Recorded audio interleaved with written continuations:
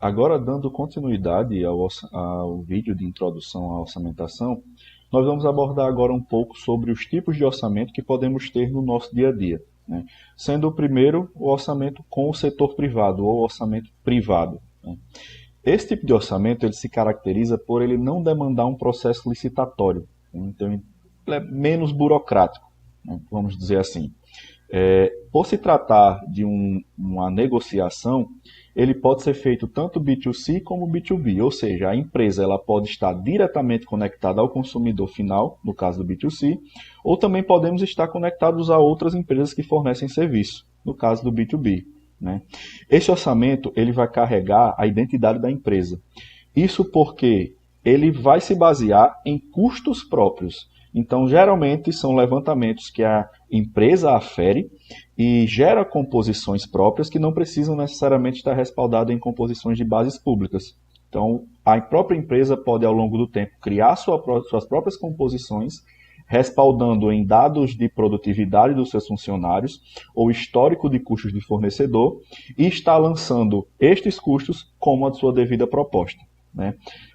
A atualização de preço nesse tipo de contratação ela é constante. Então, o que devemos buscar quando a gente vai elaborar um orçamento para o setor privado? A atualização de mercado, né? Porque as aferições estatísticas de produtividade geralmente são a identidade da empresa e o que varia é o mercado lá fora.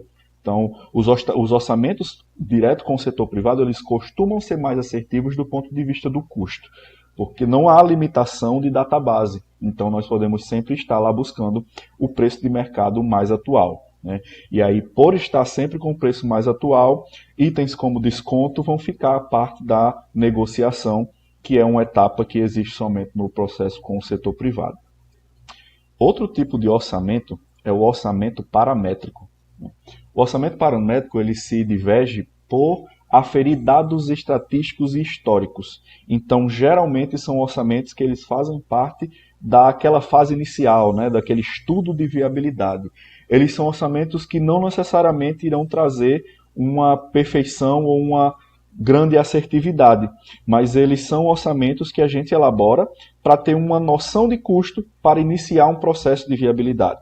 É mais ou menos isso, né? E como o principal orçamento paramétrico que temos, um dos maiores indicadores, ou o mais conhecido, vamos dizer assim, nós temos o CUB, o Custo Unitário Básico de Construção, que é sempre atualizado pelo CEBIC.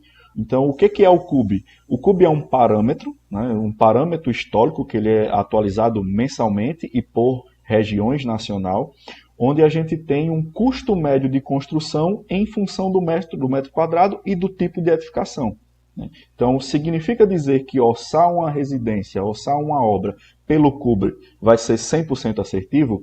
Não, né? Nós não podemos se embasar no valor que você vai ter, mas ele com certeza vai ser um indicador de viabilidade.